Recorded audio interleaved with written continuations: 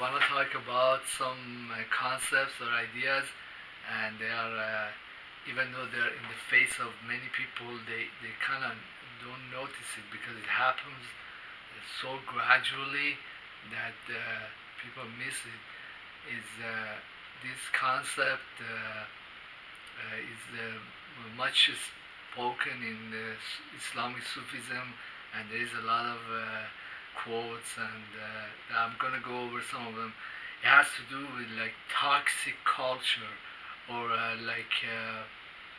when a place, say for example, Nazi Germany was a Nazi, it had a democratic system, but they lost the war, and the society was under tremendous duress, and they gradually came towards Nazism because it was offering them something that will end these retributions, economic retributions, and also deal with foreigners that ruined the place, and they were influencing, preventing them from going on with their lives. So kind of their political system gradually became more toxic and was receptive to Nazi philosophy. And United States has had a very toxic political and also culture, but because people grow up in this culture, they don't notice how toxic it is, how inhuman and stupid it is. But say for example, someone like me, I grew up in a different culture. I can kind of look at this and say, hey, this sucks. This is totally. It can be changed in a million ways that would make it better. So I was in the Sufi celebrations, and when I go there, I mean every time I go and I'm with the other people from the school, it's like the whole atmosphere changes. It's like the people are like several echelons higher than where we are in here, and the thinking, everything changes, and I feel so relaxed, and feel great. When I come out, I don't have these people around me for like 3-4 days. I'm like up in the air, I'm not really myself. Something brings me down here. But I want to tell you some stuff that's going on in U.S. Society is extremely toxic, and many foreign countries, they don't do anything of the sort, and their lives are much better. Things go on much more smoothly, and these I'm gonna focus on like 3-4 groups, the stuff they do that's outrageous. I want to talk about the lobbies for National Rifle Association, NRA. Also, they kind of hire people, spend a lot of money, they collect dues, and they use this to influence politicians to allow all these automatic weapons and all these extremely deadly handguns and automatic handguns, automatic this and automatic that, and so every once in a while we get a whole bunch of people get killed in mass shootings, and this is one group that's the society knows there is a problem, they don't want to address it, and they're used to this shit. But if you look at other countries, they don't live like this. And the other group is is is like they are the meth addicts, uh, because this drug is so cheap, and I don't know who. It's almost impossible to enforce or prevent its use and distribution. And a lot of white or poor people are addicted to it, because I heard that like with $10 you can get a bunch of it and you're high all day. So then they become very sick, and it induces paranoia and what else? Let me see. Paranoia and fear and jitteriness. There's a lot of other symptoms. I have to kind of talk to my friend to, and then the drug is everywhere. It's like the whole society is afflicted with it. Then there is the form of white racism that keeps is not as much as before in the 40s or 50s, but it's like they got their own little toxic culture. It pops up here and there, and then you have the Zionists, but they are not too much local presence. They're more national. They're like lobby the government and do all these stupid things in the world. And so the the the the swamp is also a big problem. Is they got their own little culture of a problem. Then in American society, the gay culture is blossoming, and they're justifying everything and have presence everywhere. Like I get confronted with it a lot, because they realize that, hey, this is somebody here that maybe a spiritual teacher or a psychic. If I could justify my lifestyle to this person, then later on, we can go on and justify it to the whole society, because a spiritual teacher or a mullah or a like cleric or somebody say, hey, this is okay, you can. And so they're very forcefully subject me and other people, Muslims, to this culture that keeps coming in, and it's like you're being shoved in your throat, all this trash. I talked about this in other videos, but it's disgusting. But hey, if I'm confronted with it a million times, I'm going to talk. So the title of this video is Deconstructing a World That Criminals Built. So if you wake up in the morning and you go around, and what the world outside of you is doing has nothing to do with you and your culture or your fitra, your inner self, but it's just doing all kinds of shit on its own, it's turning gay, it's going becoming a meth addict, it's going on mass shootings, and the government falling apart, tremendous debt, and carpet bombing many foreign countries. Then there is a danger of nuclear retaliation.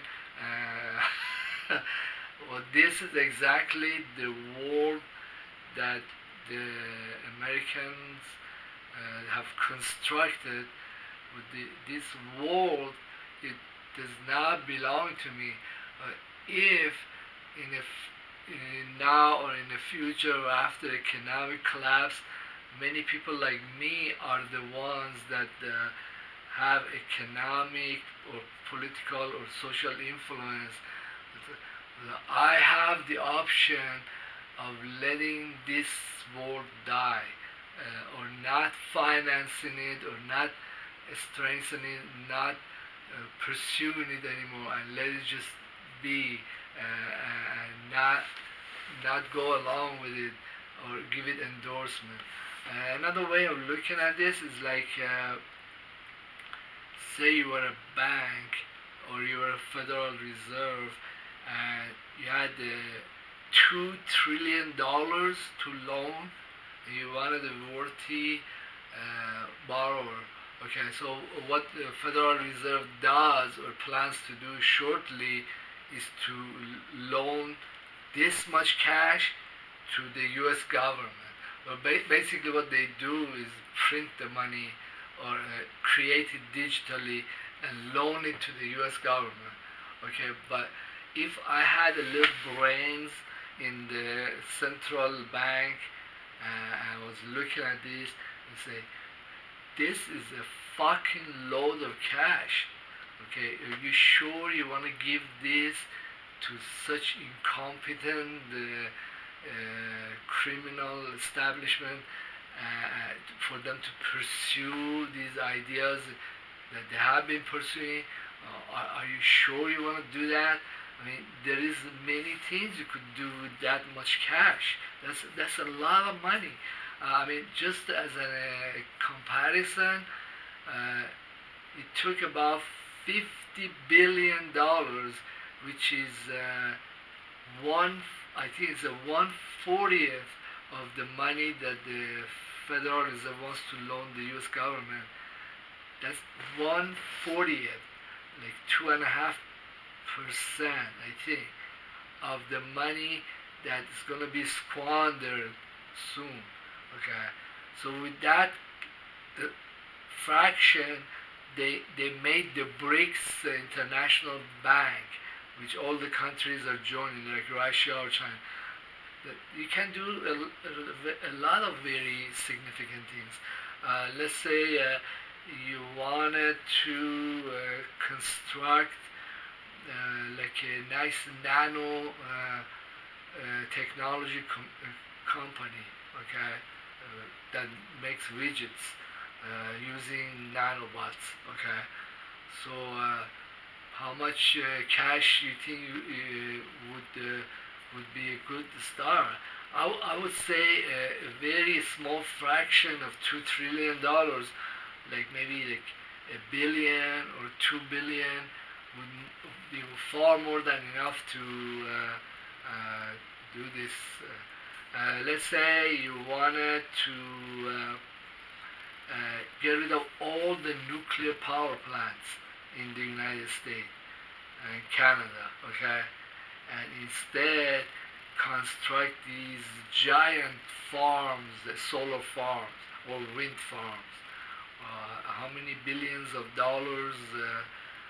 How much fraction of $2 trillion would you need to do this and replace all the nuclear power plants?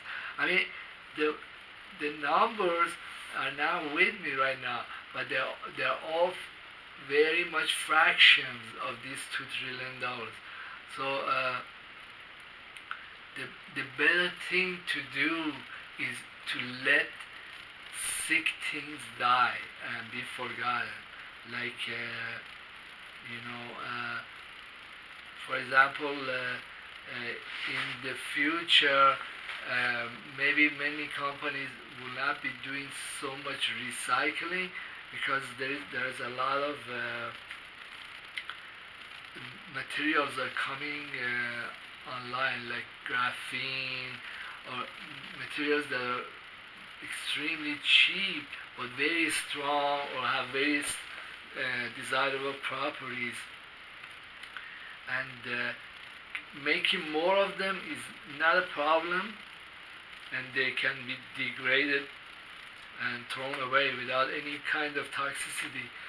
So why would you want to recycle toxic stuff that somebody in the 40s or 50s or 60s made or used, if you have the option of doing things differently and also pay less and not have to worry about any future pollution?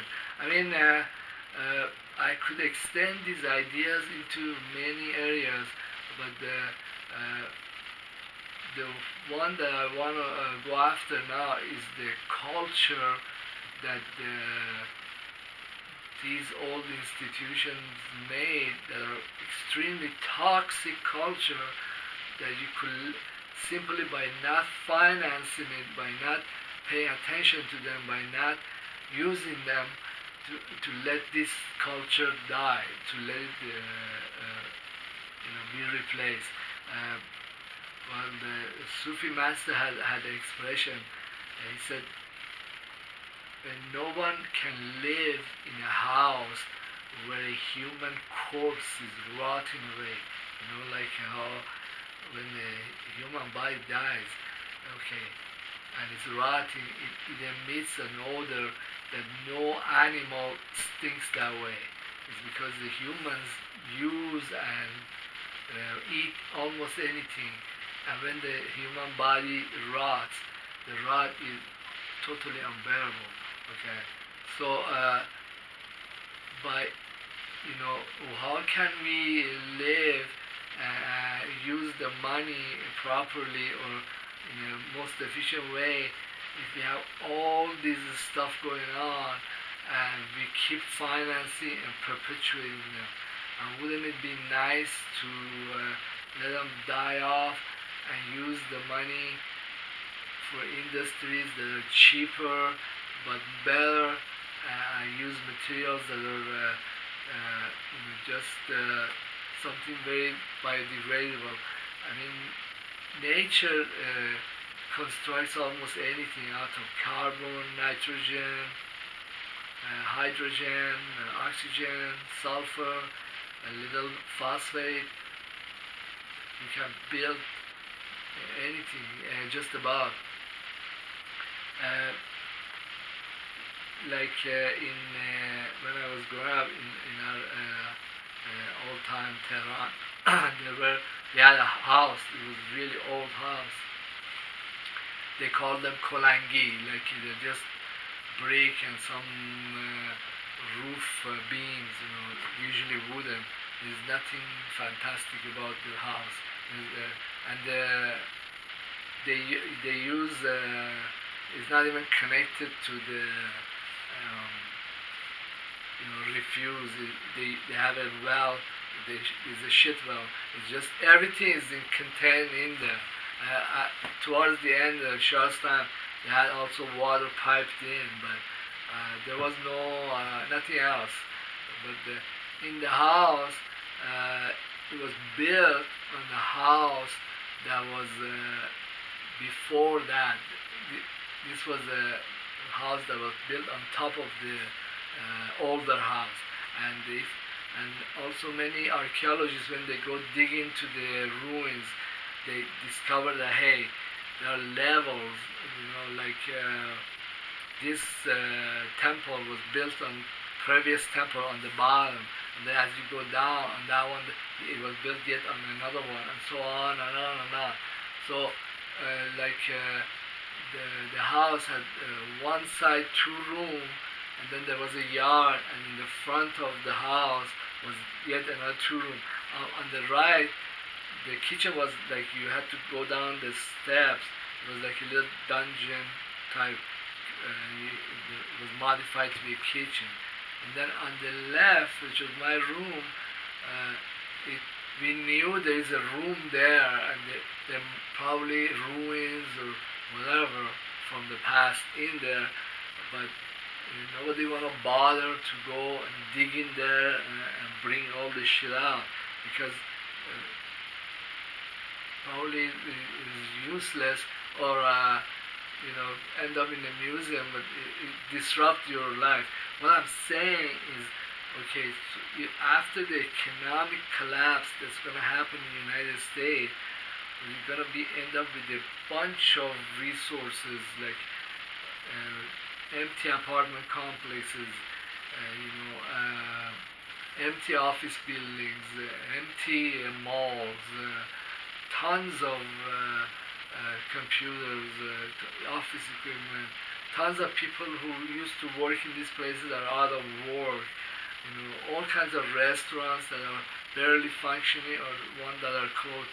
It would just be a lot of stuff, a lot of resources, human or otherwise, they're just sitting there. Okay, so what if you wanted to make a business in this environment, which it would be a deep recession, okay, it would make no sense whatsoever to like try to bring these dead companies back, to these dead technologies back, to reconstruct U.S. government to do what it used to do with $4 trillion a year, with 2 trillion borrowed. It would be cheaper to let them just die and use the buildings or the equipment or the personnel to make companies or do processes that make sense for the world that you're in. You follow what I'm saying? Instead of reconstructing this past that's already dead. I think what will happen in the culture is that many people realize, hey, it used to be like that, but hey, I don't need to do things that way. It's much cheaper now because there are so many computers. There probably will be artificial intelligence and robots, and I don't have to do that, so I won't. I'll just let it be. I will go the cheaper route and do what works for now. Okay, so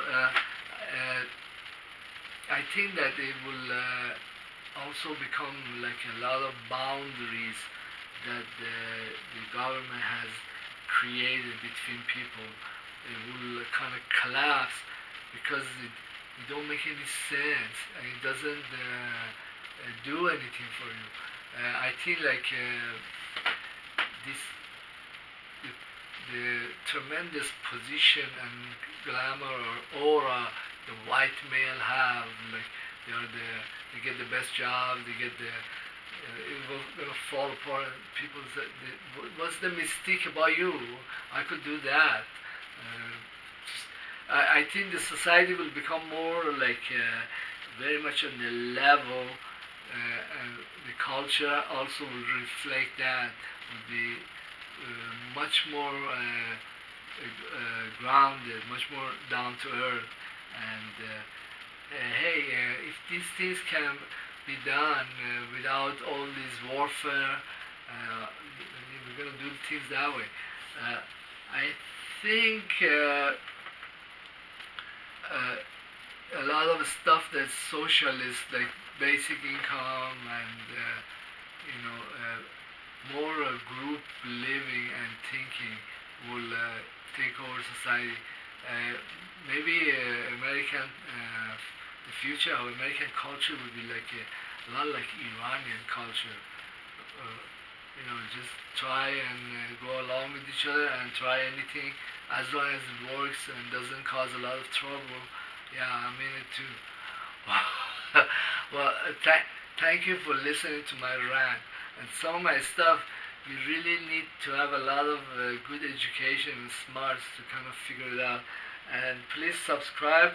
This stuff is research, and leave a comment. That would be great. Thank you.